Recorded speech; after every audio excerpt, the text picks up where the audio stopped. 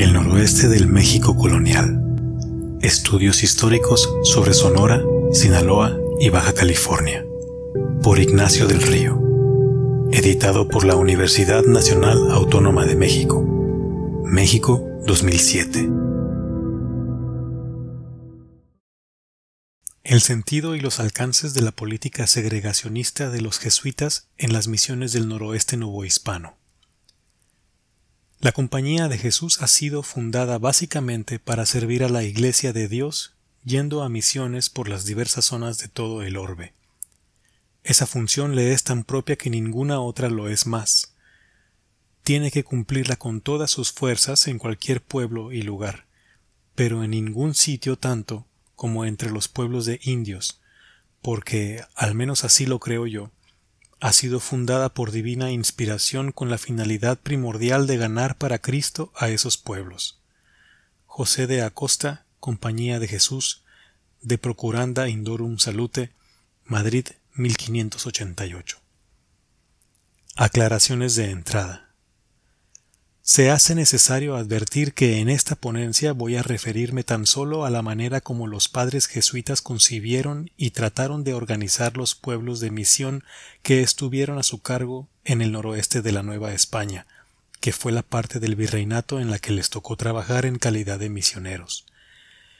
Utilizando exclusivamente fuentes jesuíticas, procuraré dar cuenta de las razones aducidas por los padres ignacianos para justificar su pretensión de mantener tales pueblos relativamente segregados del resto de la sociedad colonial,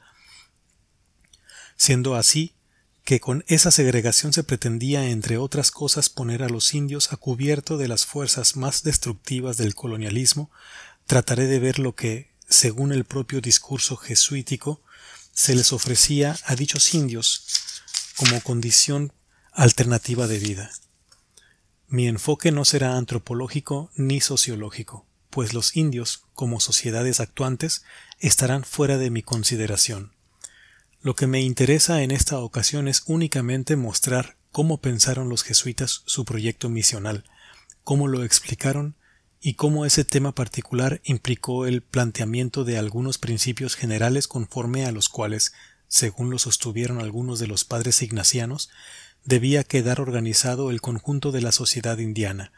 por lo menos en los territorios en que se fueron diseminando las misiones de la Compañía de Jesús. No quiero dejar de decir aquí que al abordar el tema de los trabajos misioneros de los jesuitas, conviene tener presente que ninguna otra agrupación del clero regular católico estuvo tan imbuida del espíritu de la contrarreforma tridentina como la Compañía de Jesús. Tuvo el movimiento contrarreformista una vertiente abiertamente beligerante encaminada a combatir a los disidentes y a los críticos de la Iglesia católica, pero también tuvo otra más discreta, a la que puede atribuirse un sentido de regeneración intraeclesiástica. Si consideramos que parte de las acciones de la Compañía de Jesús se dieron en esta última vertiente, no ha de extrañarnos que, al contacto con el mundo autóctono americano, no pocos operarios jesuitas tendieran a idealizar las posibilidades de sus trabajos de evangelización. La lectura de textos como el que se titula De Procuranda Indorum Salute, del padre José de Acosta, escrito en el Perú hacia 1575-1576 y publicado en Madrid poco más de una década después, en 1588, hace pensar que desde tiempos muy tempranos los jesuitas que misionaron en América obraron de acuerdo con la idea de que con los indios, y más específicamente con los indios en aislamiento, podrían constituirse comunidades cristianas ejemplares que estuvieran a salvo de las corrupciones que se suponían arraigadas entre los europeos. Ya para entrar en materia, quiero aclarar que con esta ponencia no pretendo otra cosa que mostrar que en el noroeste de la Nueva España los jesuitas aplicaron, como lo hicieron en otras varias regiones de América, una política misional segregacionista que, en un principio por lo menos, pensaron que podía ser compatible con los intereses del régimen colonial español. La política de reducción y congregación. Las misiones que los miembros de distintas agrupaciones del clero regular empezaron a formar en el norte de la Nueva España en la segunda mitad del siglo XVI vinieron a ser la cristalización En esos territorios, de la política de reducción y congregación que la corona española impulsó desde mediados del siglo en sus posesiones americanas con miras a facilitar el control social, económico, político, fiscal y religioso de la población indígena que tenía patrones de asentamiento caracterizados por la dispersión territorial. Para ser viable, esa política requirió, en principio, de una necesaria concesión, como se puede ver en la Real Cédula expedida el 4 de septiembre de 1551, en la que el rey mandó que los indios que poblaron por iniciativa de ministros religiosos quedaran exentos del pago de tributo por un lapso de 10 años, tiempo en el que los españoles tendrían prohibido entrar en los dichos pueblos si no fueran, asentaba el rey, los religiosos que entendieren en su instrucción y conversión y población, y las personas que por nuestro mandado fueren a cosas concernientes a nuestro servicio y bien de los indios. En la misma Real Cédula el rey declaró que ni él ni sus sucesores habrían de dar en encomienda en tiempo alguno a los indios que así se juntaren o hicieren población, los que permanecerían por siempre bajo la protección de la Real Corona. Ese estado de excepción y relativo aislamiento previsto para los indios que se congregaran en los nuevos pueblos caracterizó en general a las misiones del norte novohispano, fueran ellas franciscanas, jesuíticas o de alguna otra agrupación del clero regular, aunque ya en la práctica la concesión del rey se hizo valer en cada caso por un tiempo indeterminado, y no nada más por los 10 años originalmente fijados. Con todo, fueron los padres jesuitas, a no dudarlo, quienes mayormente se esforzaron por mantener segregadas las comunidades misionales que quedaron bajo su ministerio, tendencia que no solamente fue general entre ellos, sino que, como lo veremos más adelante, convino a las visiones y pretensiones que los padres de la Compañía de Jesús tuvieron respecto de la población indígena entre la que trataron ellos de implantar el cristianismo.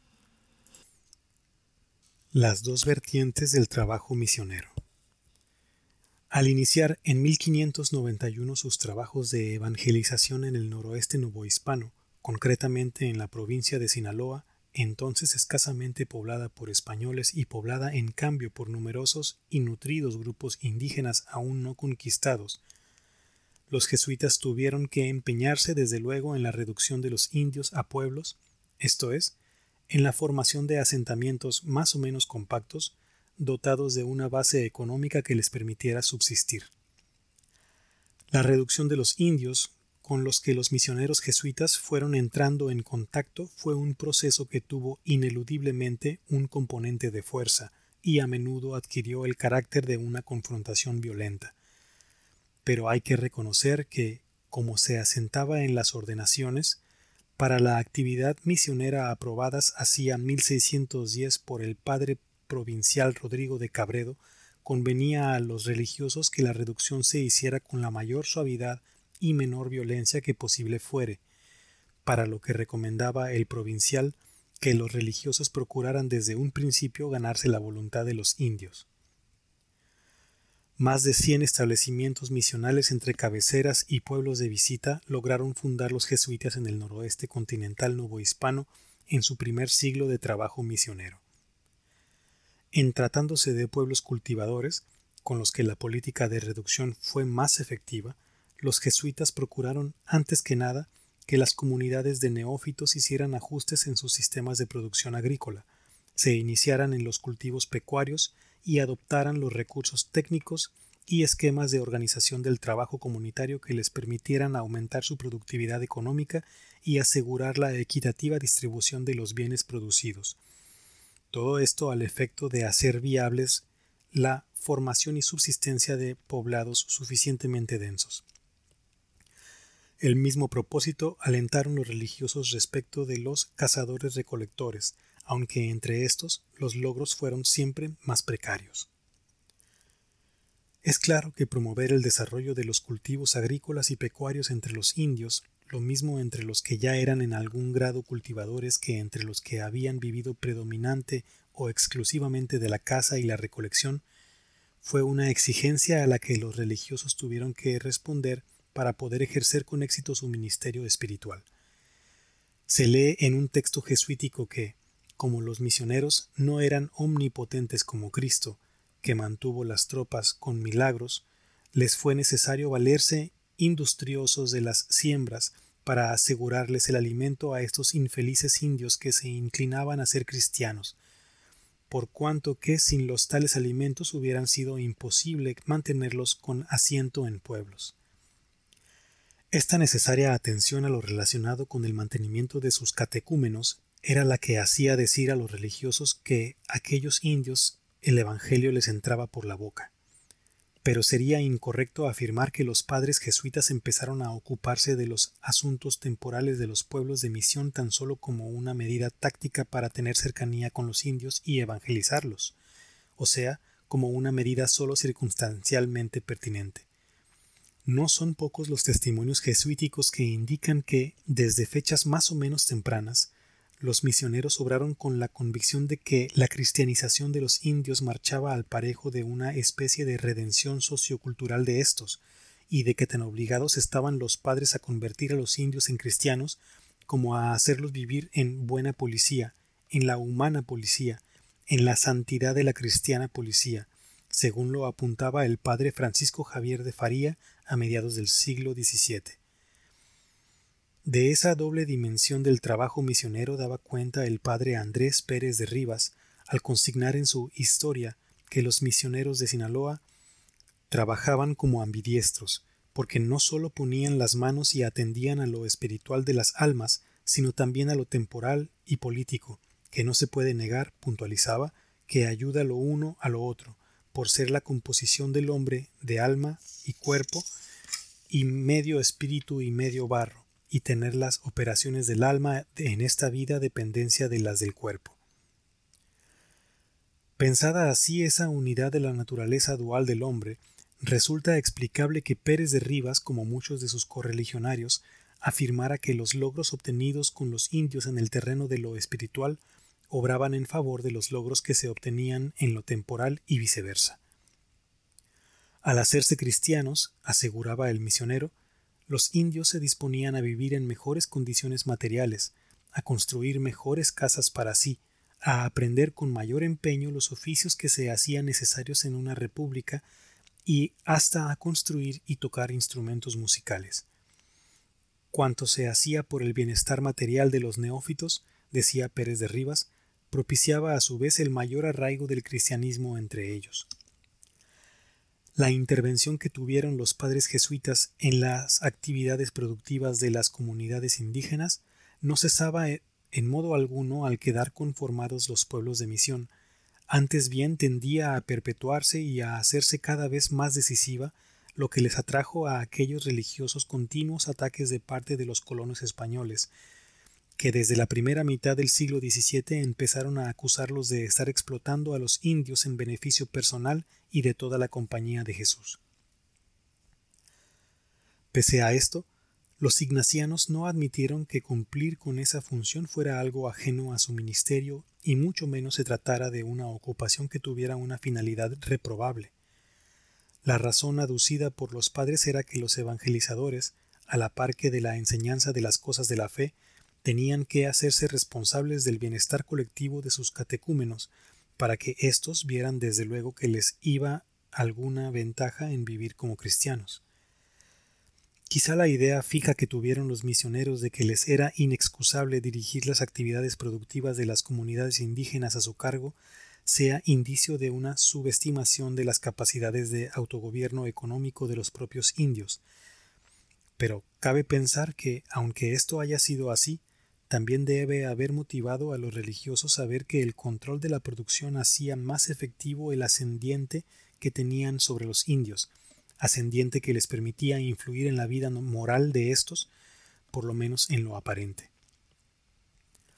En todo caso, lo que los religiosos administradores de pueblos de indios procuraron fue que las prácticas económicas de las comunidades a su cargo estuvieran marcadas por la eficiencia y la equidad. Bien sabemos que, guiados por esos principios, los jesuitas implantaron en la mayoría de sus misiones un sistema en el que se combinaban la posesión y explotación familiar de la tierra,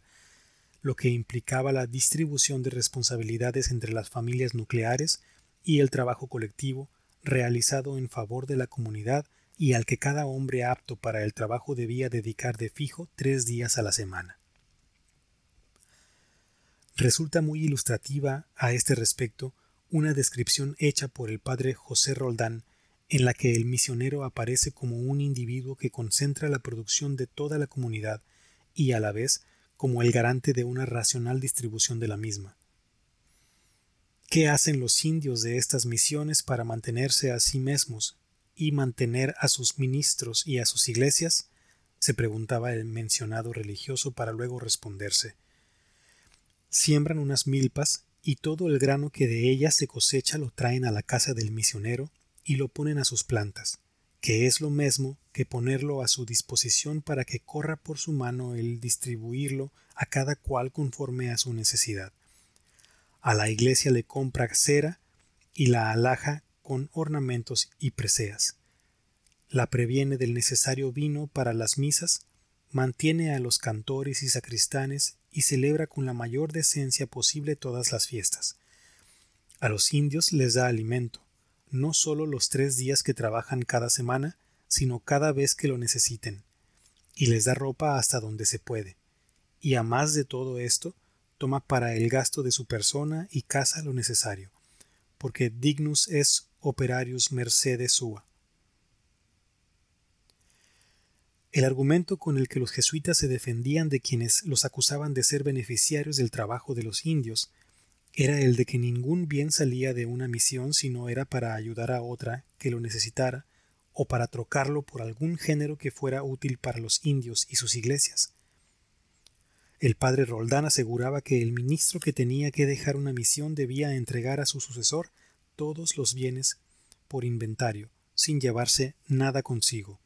fuera del viático que, conforme a la distancia de su viaje, le asignaba el superior.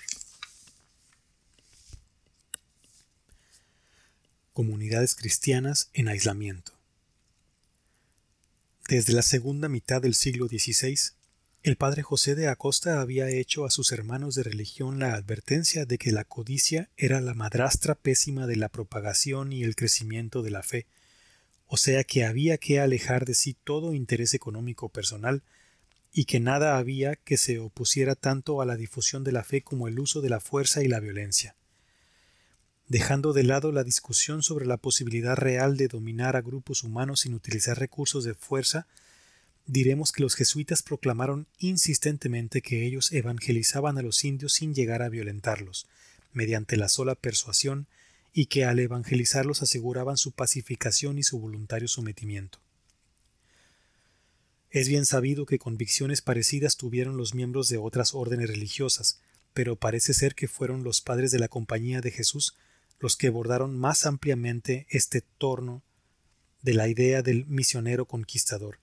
y lo hicieron a propósito de las distintas provincias de misiones que formaron en tierras americanas.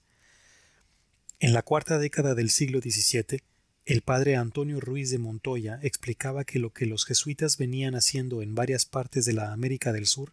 era una conquista de las almas o conquista espiritual, la que no requería del uso de armas ofensivas, proposición con la que se conciliaba enteramente la historia del padre Pérez de Rivas, publicada pocos años después y referida a los trabajos misioneros de los jesuitas en el noroeste de la Nueva España. Podríamos decir que la distinción que los padres jesuitas empezaron a hacer entre la evangelización o conquista de las almas, conseguida según ellos por la vía de la sola predicación y el convencimiento, y la otra conquista, la que se llevaba a efecto a sangre y a fuego, sólo podía ser tajante en el plano meramente discursivo. Sin embargo,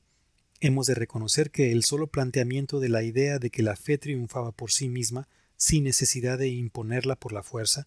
tenía de suyo un sentido contestatario, ya que lo que indirectamente se postulaba con ello era que la conquista armada resultaba innecesaria y por lo tanto no podía ser considerada como justa. Una explicación providencialista es la que casi invariablemente encontramos en los escritos de los misioneros jesuitas que fueron dejando constancia de los avances tenidos por ellos en las conversiones del noroeste novohispano. Más como un argumento político que como una mera fórmula religiosa, Pérez de Rivas decía que sin el auxilio del cielo habría sido imposible a tan pocos misioneros rendir, amansar y poner en paz a tanto número de gentes bárbaras y fieras, como eran las que en Sinaloa y sus provincias aledañas los jesuitas habían logrado incorporar a la cristiandad. Con ese celestial auxilio, reiteraba dicho religioso, los misioneros conseguían domesticar a los que parecían venados montaraces y trocarlos en mansas ovejas de Cristo, bien sujetas, por lo demás, a la autoridad de sus respectivos ministros. Más de medio siglo más tarde, el padre Eusebio Francisco Quino prologaba una obra suya referida a los avances de los jesuitas en la Alta Primería y la península de California, reafirmando que con los favores celestiales y la cristiana caridad se conseguía más que con los medios ordinarios humanos y con los trabajos militares de las armas y las guerras. La idea de que los misioneros conquistaban a los indios con medios distintos a los que usaban las huestes militares no habría pasado de ser un mero desplante de autoexaltación, de no haber tenido como correlato la afirmación de que la conquista armada era, en realidad, enteramente ineficaz para el logro de los fines religiosos y políticos de la monarquía. En un texto jesuítico de fines del siglo XVII, lamentablemente anónimo, titulado Tratado del Servicio Personal Involuntario de los Indios, se sostiene de manera expresa que la conquista que realizaban los cuerpos armados era siempre una conquista aparente, por cuanto que con ella solo se lograba abatir a los indios pero no ganarlos para la religión y para el rey. En cambio, según se afirmaba en ese mismo texto, los padres que se acercaban de paz a los indios, que los hacían cristianos y que en consecuencia disponían de sus ánimos para rendir el debido vasallaje al rey, consumaban una conquista efectiva, completa y duradera, porque se ganaban desde un principio la voluntad de los naturales y porque para hacer perdurar lo logrado se quedaban de asiento entre los indios días y noches, semanas y meses y aún largos años, hasta dejar enterrados sus huesos en las mismas iglesias de ellos, de los indios, y con ellos mismos. De esa manera, proseguía el autor del tratado, gracias a sus prédicas y a su perseverancia, los misioneros alcanzaban el fin primario de la conquista, que era el señalado por el Papa y que consistía en la conversión de los indios, y el fin secundario, que era el de rendir obediencia y respetar al príncipe temporal como lo exigían los mismos dictámenes del Evangelio. Ningún sentido habría tenido explicar la conquista de la manera como hemos venido viendo que lo hicieron los padres jesuitas, si éstos no hubieran postulado adicionalmente que en los pueblos que ellos lograban formar quedaban aseguradas para lo sucesivo la paz, la cristiana policía y la relativa prosperidad, pero siempre que el orden misional no se viera allí perturbado por factores externos. El autor del Tratado del Servicio Personal Involuntario de los Indios, que al parecer escribió ese texto a fines del siglo XVII, es decir, cuando los misioneros jesuitas tenían ya un siglo de estar actuando en el noroeste novohispano, hizo la siguiente idealizada descripción de la forma en que vivían y se desarrollaban las comunidades indígenas administradas por él y sus correligionarios. No sé yo qué indica el que estén muchas naciones quietísimas desde su primera conquista, con un solo padre en cada partido, solo y desarmado, con una florida cristiandad, mucha observancia de la ley de Dios, mucha frecuencia en la asistencia a los templos, mucha devoción en los indios, mucha sujeción al Padre, y todo esto por un siglo entero, mejorando todos los años, todos los meses, por días, por horas, todo lo espiritual y todo lo temporal, y de un eriazo se hace una hermosa máquina de iglesia, casas, pueblo, mucha policía. Es para alabar a Dios aún en lo temporal, cuanti más en lo espiritual. Y, tras la presentación de este cuadro idílico, una frase lapidaria, una de las muchas que aparecen en el escrito. Y así que empieza a haber trajín de españoles, todo se atrasa. o sea que lo que según la visión del autor de este texto era un mundo armónico, ajeno a toda rebeldía, observante fiel de los rituales de la Iglesia católica, enteramente sujeto a sus ministros religiosos y en continuo perfeccionamiento espiritual y temporal, se empezaba a descomponer y a venir abajo en cuanto los colonos españoles empezaban a rondar en sus cercanías.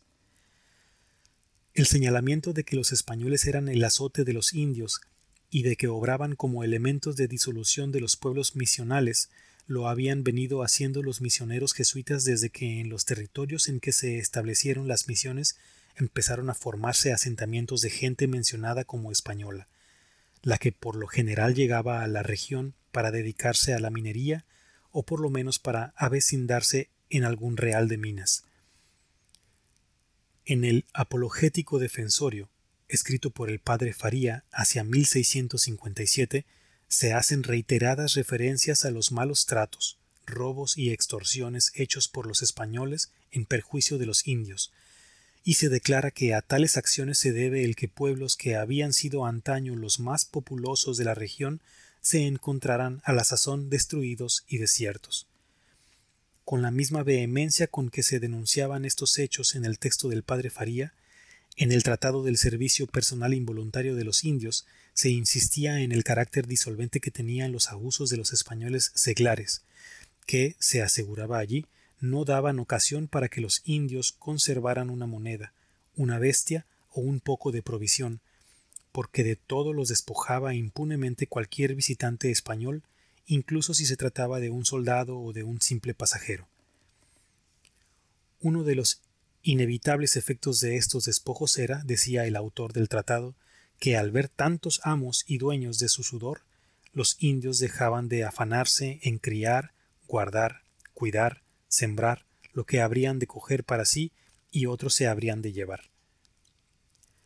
Descrita así esta situación de abuso constante, la que hemos de suponer que en realidad tendía a darse, la responsabilidad de los misioneros de denunciarla y tratar de conjurarla venía a resultar ineludible, tanto más, dice el autor del tratado que hemos venido citando, cuanto que los indios no tenían en sus pueblos otros posibles defensores como su ministro. Refiriéndose a esa obligación de dar la cara en defensa de sus neófitos, el padre Faría decía, haciendo suya una sentencia de San Ambrosio, que quien, pudiendo, no defiende a su prójimo de la injuria, es tan culpado como el que la ejecuta. En el fondo, la defensa de los indios por parte de los ministros religiosos de las misiones era, más que una pura expresión de altruismo, una obligación derivada de la consideración misma de que una conquista pacífica, como los misioneros decían que era la que ellos llevaban a cabo, no podía llevar a situaciones de permanente agravio que no harían sino desalentar a los indios. Esa obligación era la que los padres jesuitas cumplían con la mayor y más constante diligencia, según el dicho del padre Faría.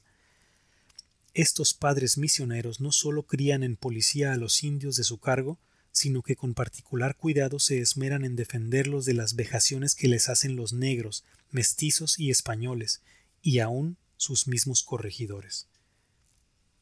Vale la pena recalcar las últimas palabras del pasaje citado, según las cuales los misioneros procuraban defender a los indios incluso de las autoridades civiles que actuaban en nombre del rey y debían ser instrumento de la real justicia. De una manera que va más allá de la mera retórica, en el Tratado del Servicio Personal e Involuntario de los Indios se dice que cada padre era como un presidio, o sea, una guarnición militar, que obraba para defender a los indios cristianos hasta de los soldados del rey, que en vez de defenderlos, quieren acabarlos. Amenazas sobre los pueblos de misión. Aun cuando los misioneros jesuitas experimentaron fracasos ocasionales y que en las confrontaciones con los indios algunos de ellos llegaron a perder la vida, puede decirse que, en general y al paso del tiempo,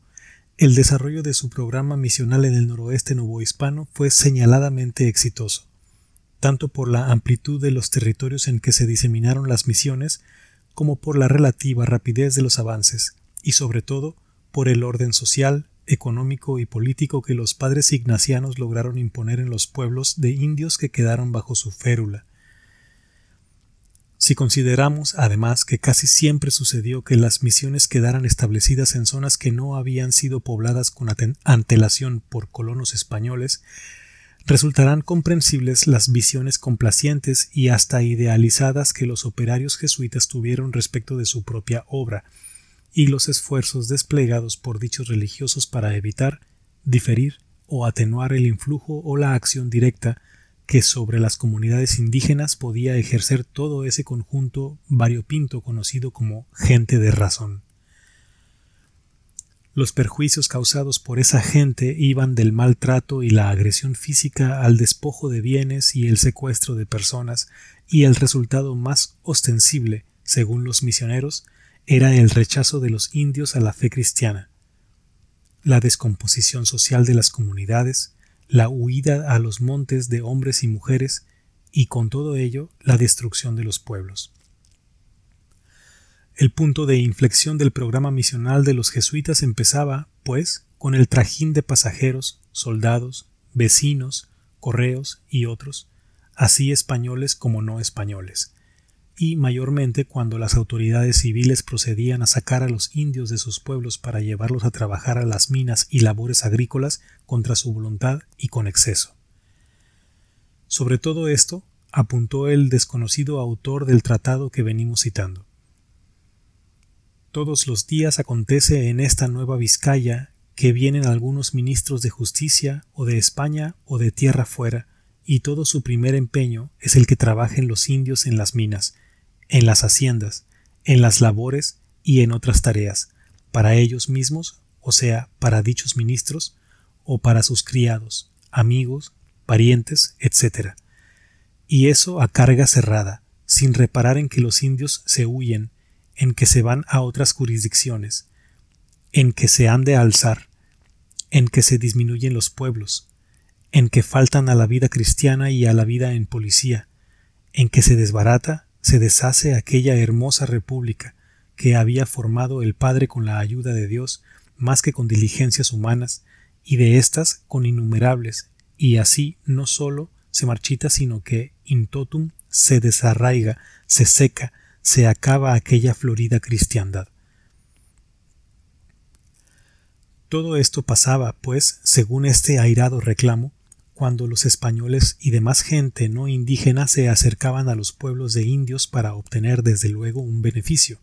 sobre todo el de contar con hombres que por su voluntad o contra ella trabajaran en las minas, donde invariablemente percibían bajísimos salarios, los que encima de ello con frecuencia se les escamoteaban.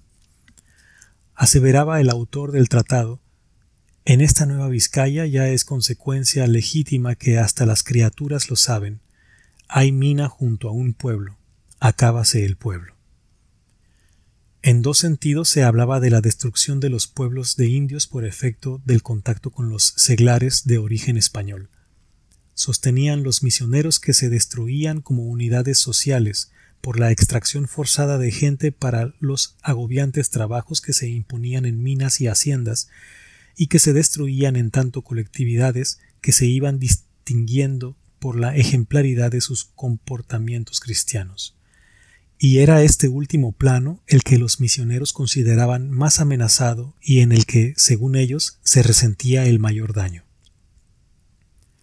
El efecto disolvente que los colonos españoles tenían sobre los indios convertidos en nuevos cristianos lo describen en estos términos el autor del Tratado del Servicio Personal Involuntario de los Indios: que si se funda Real de Minas, ya se marchita esta florida cristiandad, ya no hay en los indios obediencia y sujeción al Padre, ya no entran los indios en la iglesia, ya dejan los indios el pueblo, ya se andan unos por los montes por huir de los españoles, ya se van otros con los españoles por huir del pueblo. Ya se dan los indios a la libertad a ejemplo de aquellos, y de ellos mismos aprenden el estarse en las minas y estancias sin oír misa, sin rezar, sin oír sermón, sin confesar, y aprenden otros mandamientos opuestos a los de la Santa Madre Iglesia que les había enseñado el Padre. En realidad, el temor que manifestaban los padres jesuitas de que por la influencia externa se perdiera el proclamado cristianismo de los indios de comunidad era un tácito reconocimiento de que la conversión de esos indios no era tan firme como los religiosos declaraban en muchos de sus escritos. Pero además, como se ve en el párrafo arriba citado, en sus argumentaciones en contra del libre contacto hispano-indígena, los padres no dejaban de admitir que uno de los factores de riesgo era la inconstancia de los mismos naturales. Así lo reconocía el padre Miguel Venegas, quien decía que era común que los colonos españoles trataran de aficionar a los indios a estar fuera de sus comunidades, para lo que solían recurrir al diabólico medio de permitirles en las minas y haciendas los vicios y desórdenes que les impedían y refrenaban los padres en sus reducciones. Aun cuando estos señalamientos de sentido moralizante se hicieran con el ánimo de reforzar el alegato que los jesuitas sostenían con sus detractores, revelan ellos que los padres consideraban que, para que nada turbara el cristianismo ejemplar que querían ver prosperar entre sus neófitos, era indispensable tener a estos prácticamente confinados en sus pueblos y alejados, por tanto, de todo influjo externo que no fuera el de sus ministros religiosos. Un inocultable autoritarismo se manifiesta en la postura de los padres, que parecen haber esperado que sus neófitos fueran dóciles y bien portados por la sola dudosa virtud de la inocencia. No escapó a la perspicacia de los jesuitas que el mejor aval que podrían tener sus pretensiones de aislar los pueblos misionales era el del propio Estado. Precisamente para buscar ese apoyo no dejaron de manejar la idea de que lo que ellos lograban al organizar a los indios resultaba en muchos sentidos de la mayor conveniencia para el rey y para todo lo que él representaba. El padre Venegas arguía que la riqueza y el poder del Estado no se cifraban, en último análisis, en la producción de metales preciosos, sino en la muchedumbre de habitantes laboriosos e industriosos en la labranza de la tierra, la crianza del ganado y la labor de toda suerte de manufacturas precisas para su consumo y su surtimiento, que era precisamente lo que se aseguraba en los establecimientos misionales, a condición de que su tranquila existencia no se viera perturbada por los depredadores de los pueblos autóctonos.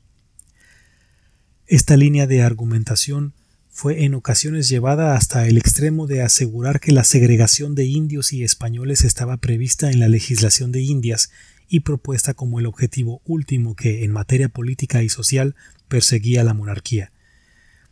El autor del Tratado del Servicio Personal Involuntario de los Indios decía tajantemente: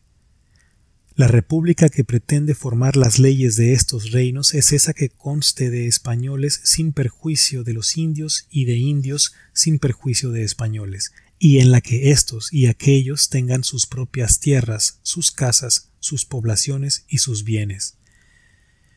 Lo que se trataba de hacer ver con estos señalamientos era que la política segregacionista había sido en realidad y desde un principio una política de Estado, y que no era tan solo una pretensión de los misioneros jesuitas, ni mucho menos una pretensión que tuviera motivaciones inconfesables. Quizá los padres ignacianos no fueron tan ilusos como para creer que la monarquía había pretendido otorgar un estatuto de igualdad a indios y españoles, pero no pudo haber escapado a su consideración que la mejor manera de legitimar su propia política de segregación de los pueblos de indios era declarar que esa política era congruente con la voluntad de los soberanos españoles. Los límites de la política de segregación. La pregunta que obligadamente tendría que seguir de lo que hemos venido diciendo es la que indaga por los reales alcances que tuvo en la práctica la política segregacionista de los misioneros jesuitas. Es evidente que los padres de la Compañía de Jesús, sobre todo los que trabajaban como operarios en las misiones, se percataban de que sus reclamos iban a contracorriente de los intereses y aspiraciones de ciertos sectores de la sociedad colonial. Como ya hemos dicho, desde la primera mitad del siglo XVII, los colonos establecidos en las provincias de Sinaloa, Ostimuri y Sonora, particularmente los que se ocupaban en las cosas de minería, se erigieron en duros críticos de la política colonizadora de los misioneros jesuitas, y no pocas veces llegaron a acusar a estos ante las autoridades gubernativas superiores de acaparar tierras para sí a título de tierras misionales, de estarse enriqueciendo con el trabajo de sus neófitos, a los que no les daban salario alguno, y de no permitir que los españoles se asentaran en lugares cercanos a los pueblos de indios. Esas acusaciones se hicieron constantes y cada vez más acerbas en los tiempos que vinieron, al grado de que en 1722, a iniciativa del alcalde mayor de la provincia de Sonora y del capitán del presidio de fronteras, se hizo en el pueblo de San Juan Bautista de Sonora una junta de colonos en la que se habló, entre otras cosas,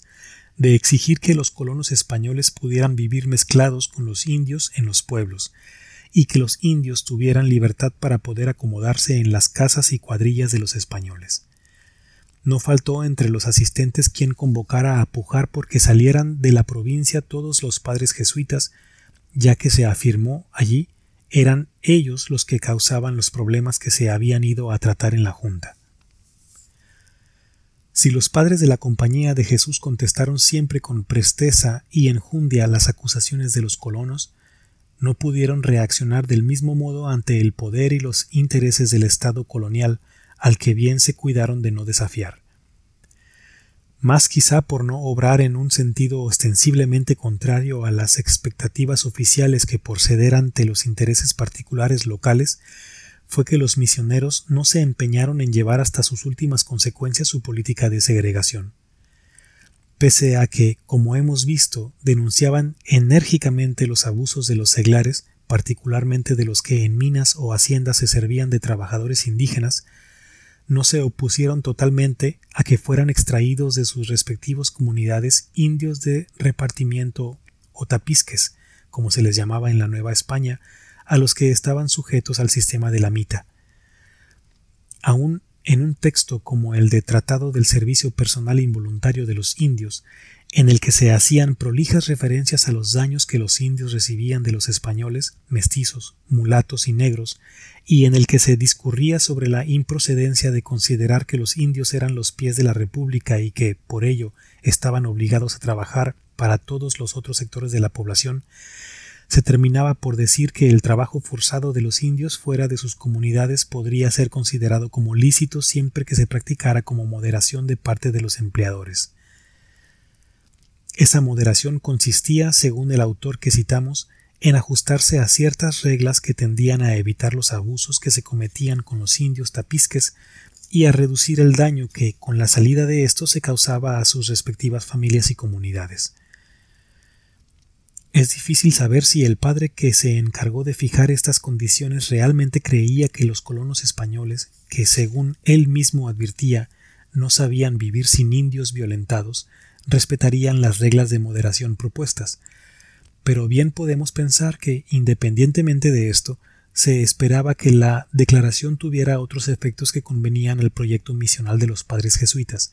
entre ellos el de que se debilitara la acusación que solía hacerse en contra de los misioneros en el sentido de que no permitían que los españoles laicos vieran por sus propios intereses y se apoyaran en el trabajo indígena. Así pues, lo que en el discurso pareció ser a veces una posición radical e irreductible, en la práctica no siempre se tradujo en una intransigencia total, sobre todo en lo referente a la cuestión del servicio personal involuntario de los indios, que los padres terminaron por admitir en las provincias del noroeste continental, aunque sin dejar de denunciar los perjuicios que ese sistema causaba en las comunidades indígenas. Si la colonización mediante el sistema de misiones fue, desde fechas muy tempranas, motivo de constantes impugnaciones por parte de los colonos españoles, al avanzar el siglo XVIII también fue objeto de una descalificación cada vez más explícita por parte de funcionarios virreinales de alto nivel, refiriéndose precisamente a una representación sobre las misiones del noroeste del país hecha en 1747 por el padre provincial Juan Antonio de Oviedo. El auditor de guerra, marqués de Altamira, dictaminaba que lo que mejor convenía no era apoyar las misiones en modo alguno, sino seculizarlas y poblarlas de españoles y demás gente de razón, que eran, decía, más aptos para establecer haciendas, labores, ranchos, beneficio de minas y otros tratos y comercio en provecho suyo y de los mismos indios, pues éstos, por su natural desidia, abandono y rusticidad, jamás han salido ni saldrán de su lastimosa pobreza, escasez y miseria, sino a vista y ejemplo de los españoles y gente de razón. No sólo se expresan en este texto puntos de vista contrarios a los de los padres jesuitas fundadores de misiones, sino que también se pone en entredicho lo que los misioneros aseguraban que venían logrando en los pueblos de misión.